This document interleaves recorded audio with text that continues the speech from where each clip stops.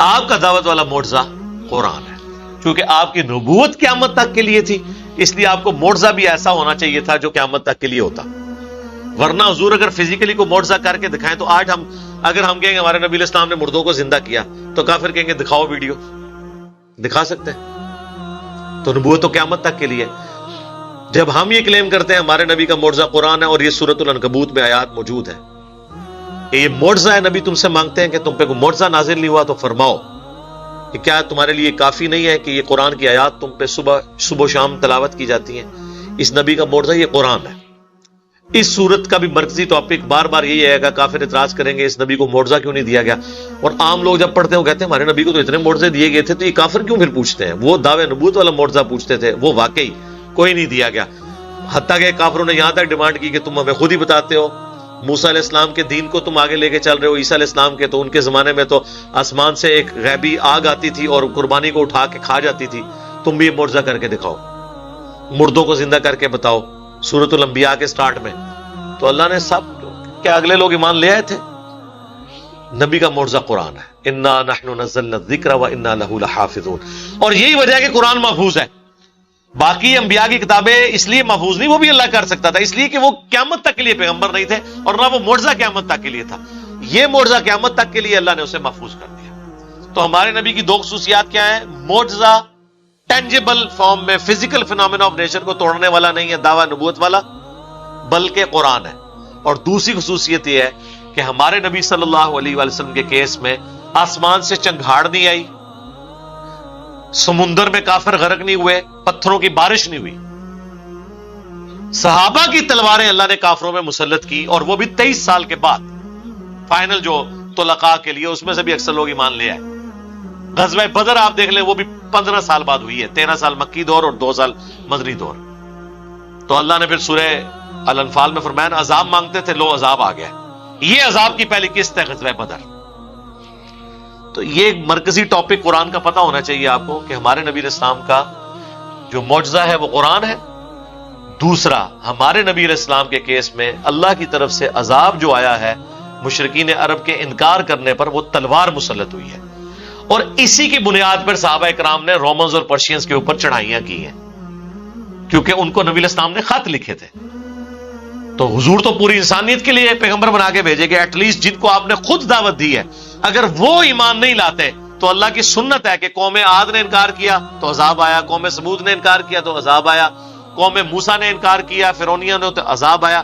ہمارے رسول کا بھی تو انکار کیا نا لوگوں نے، ان پہ عذاب نہیں آنا تھا؟ آیا. غزوہ بدر، خندق، فتح مکہ، قادسیہ، یرموک، یہ سارے عذابات ہیں اللہ کے. وہ سورہ توبہ میں آیا کہ مسلمان تمہاری تلواروں سے ہم انہیں عذاب دیں گے. تو اس لیے یہ مکی سورت پڑھتے ہوئے یہ چیز بار بار آئے گی. تو یہ جو اللہ تعالیٰ ہمارا ہے نا کہ ان قریب جو خبریں تمہارے پاس اگلے انبیاء کی آئیں نا، تو یہ سب کچھ ہونے والا ہے تمہارے ساتھ بھی. جو تم مذاق اڑاتے تھے اور وہ کہتے تھے کہ اے نبی لے آؤ عذاب، جو ہمیں اتنے عرصے سے سنا رہے ہو کہ رسول کا انکار کرنے پہ فلاں قوم ہلاک ہوئی، تو ہم تو کون نہیں ہلاک ہو رہے. تو واقعی وہ بھی نہیں تھے. 15 سال بعد پھر ہلاک ہوئے نا. 70 سردار مرے نا غزوہ بدر میں، اور اتنے قیدی ہو گئے. اور قریش مکہ کا ایک بندہ، ایک سردار مرنا وہی ان کے لیے بڑا. وہ تو اپنے آپ کو ڈان سمجھتے تھے عرب کا، ان کے تو ٹکر کا کوئی نہیں تھا، ان کے تو قافلے کو نہیں لوٹتا تھا، کیونکہ حرم مکہ کی ان کے پاس تولیت تھی، متولی تھے وہ. انہوں نے کہاں سوچا تھا کہ ہم میں ایک شخص پیدا ہوگا اور اس طریقے سے ہمیں چیلنج کر دے گا. تو یہ اللہ تعالیٰ کی غیبی مدد تھی نبی علیہ السلام کے ساتھ.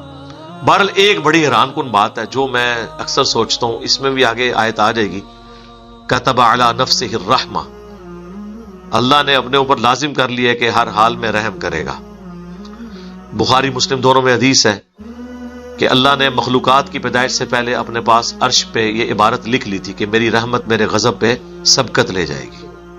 یہ حیران کن بات ہے کہ مکی قرآن دھمکیوں سے بھرا ہوا ہے. یہاں پہ بھی دیکھ لے اللہ طرف ہمارا ہے کہ تم مذاق اڑاتے ہو نا ہمارے پیغمبر کا، ان قریب تمہیں وہ عذاب آ لے گا. لیکن اس بڑے لیول کا عذاب نہیں آیا مشرکین عرب کے اوپر. اولین مخاطب تو وہ تھے نا، جنگوں میں مارے گئے. فتح مکہ بڑا عذاب آنا تھا فتح مکہ کے دن، جب 10,000 کا لشکر حضور علیہ السلام لے کے مکے میں داخل ہوئے، اس دن تو سب کی لاشیں اٹھنی تھی وہاں سے، کیونکہ وہ آخری دن تھا. ٹھیک ہے، وہاں حضور نے آگے معاف کر دیا. اب حضور نے یہ بھی نہیں دیکھا کہ پورا قرآن دھمکیوں پہ کھڑا ہے. ٹھیک ہے، وہاں پہ اللہ نے ایک اور آخری جسے کہتے ہیں آپشن رکھ دیا کہ 4 مہینے کا ٹائم ہے، یا تو اسلام قبول کر لو سورہ توبہ کے سٹارٹ میں، یا جزیرہ نما عرب چھوڑ کے چلے جاؤ، یا پھر تمہیں قتل کیا جائے گا عذاب استحصال. اس موقع پر پھر زیادہ تر نے اسلام قبول کر لیا. اکا دکا لوگ عرب کی سرزمین سے چلے گئے، کچھ بھاگے، ان کو بھی ان کے ساتھی پکڑ کے لے آئے. صفوان کو پتہ ہے نا آپ کو، سمندر کے کنارے سے پکڑ کے لے آئے تھے، مسلمان ہو گیا. اکرمہ بن ابی جہل وہ بھاگ گیا. اور سمندری سفر میں جب طوفان آیا، سنن نسائی میں حدیث ہے، وہاں پہ کافر بھی اللہ کو پکارنا شروع ہو گئے. انہوں نے کہا کہ یہاں پہ اپنے بتوں کو کیوں نہیں پکار رہے؟ انہوں نے کہا ادھر بت کام نہیں آتے. ہاں، بت یا بزرگ بوئنگ 747 تو نہیں اڑا سکتے نا، تو پائلٹ ہی اڑائے گا نا. ان کا ادھر تو اللہ ہی بچا سکتا ہے، کیونکہ سمندر اللہ کے اختیار میں ہے. بھنور میں پھنسا ہوا جہاز، جہنم میں جاتے جاتے اکرمہ ابن ابی جہل جنت میں پہنچ گئے. باپ امت کا فرعون ہے اور بیٹا رضی اللہ تعالیٰ عنہ ہے. صرف بمشکل ان کی برباد کی 4 سال کی زندگی. 13 ہجری میں جنگ یرموک میں شہید ہو گئے حضرت اکرمہ. فتح مکہ میں مسلمان ہوئے، اور وہ بھی فوراً نہیں. یہ ان 4 بندوں میں سے تھے جو ابو داؤد میں سنن نسائی میں آتا ہے کہ غلاف کعبہ میں بھی چھپے ہونا. حضور نے کہا کعبہ حرم ہے، لیکن ان 4 بندوں کے لیے حرمت اٹھ گئی. یہ اتنے بڑے اسلام کے دشمن ہیں، ان کو کعبے میں بھی، غلاف کعبہ کے اندر بھی نہ تلوار مار کے قتل کر دینا. یہ اس میں بھاگ گیا. بھنور میں جب کشتی پھنسی، سب لوگ پکار رہے ہیں اللہ کو. انہوں نے کہا یا اللہ تو مجھے ایک بار بچا لے، تیرے نبی کے ہاتھوں میں ہاتھ دوں گا. واپس آئے، ریکویسٹ کی، حضور نے قبول کر لیا. پورا قرآن دھمکی سے بھرا پڑا ہے. اینڈ ریزلٹ یہ ہوا ہے ایک ایک کر کے سب اسلام میں داخل ہو گئے. وہ دھمکیاں قرآن میں لکھی رہ گئی ہیں. باقی جو ایکسٹریمسٹ تھے وہ تو جنگوں میں مارے گئے نا. ادروائز تو اصل جو فیصلے کا ایام اللہ بننا تھا نا، وہ فتح مکہ کا دن تھا 8 ہجری میں.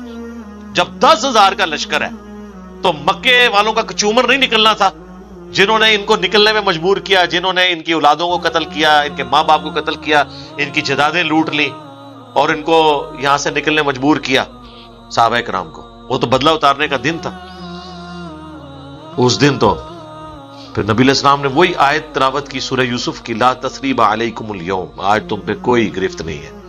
یہ آپشن ہے، قبول کر لو. اب بھی اگر کلمہ پڑھنا ہے تو پڑھ لو، یا تلوار سے بچنا چاہتے ہو تو ہم سے جنگ نہ کرو، عرب کی سرزمین چھوڑ کے چلے جاؤ. اگر یہاں پر رہو گے تو پھر قتل کیے جاؤ گے، عذاب استحصال تمہارے اوپر آ جائے گا. ابو سفیان نے بھی کلمہ پڑھ لیا، حضرت معاویہ نے بھی کلمہ پڑھ لیا، باقی لوگوں نے بھی کلمہ پڑھ لیا. تو الٹیمیٹلی یہ اللہ کی رحمت ہی غالب ہوئی ہے. اگر دیکھا جائے تو ان لوگوں نے اسلام قبول کر لیا.